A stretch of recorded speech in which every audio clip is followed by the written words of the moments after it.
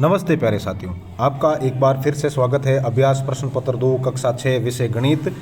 आज हम इस RKSM-BK 3.0 के अभ्यास प्रश्न पत्र श्रृंखला के इन 5 प्रश्नों को हल करेंगे, जिनका पहला प्रश्न हमें बोल रहा है इनमें से कौन सी संख्या 7009 है।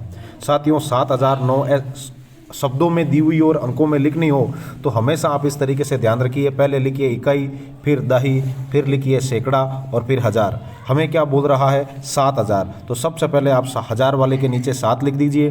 फिर हमें बोल रहा है 9, तो इकाई की जगह 9, दही यहाँ है नहीं, सैकड़ा यहाँ है नहीं, तो कहने का मतलब अपने यह संख्या हो गई 7009। साथियों, अब विकल्प में ढूंढे तो अपना जो विकल्प है वो डी एकदम सही है, तो सही उत्तर अपना डी हो जाएगा। चलिए देखते हैं दूसरा प्रश्न।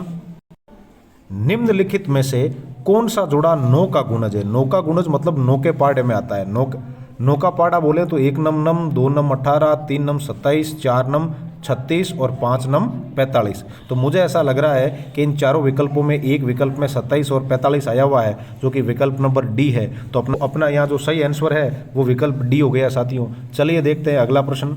0 से अधिक व 90 से कम न्यून कोण होता है। साथियों, तो यहाँ हम विकल्प बी भर देंगे। 90 डिग्री के कोण को समकोण, 90 से अधिक 180 से छोटा अधिक कोण, 180 के कोण को सरल कोण कहते हैं। चलिए चौथा प्रश्न। श्याम जी के पास 300 रुपये हैं। बहुत बढ़िया है, श्याम जी के पास 300 रुपये हैं। उन्होंने 10 पेंसिलें 5 की दर से, पेंसिलें कितनी 10, एक पेंसिल 5 रुपये की, 5 को 0 से गुणा करो 0 और 1 पंजा 50, मतलब 50 रुपये की आपने पेंसिलें खरीद ली।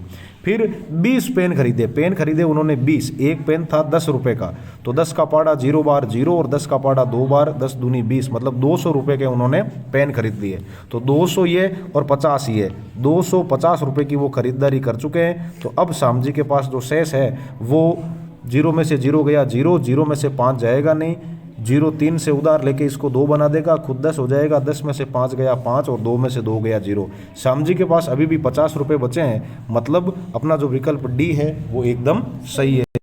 तो यहाँ हम विकल्प डी भर देंगे।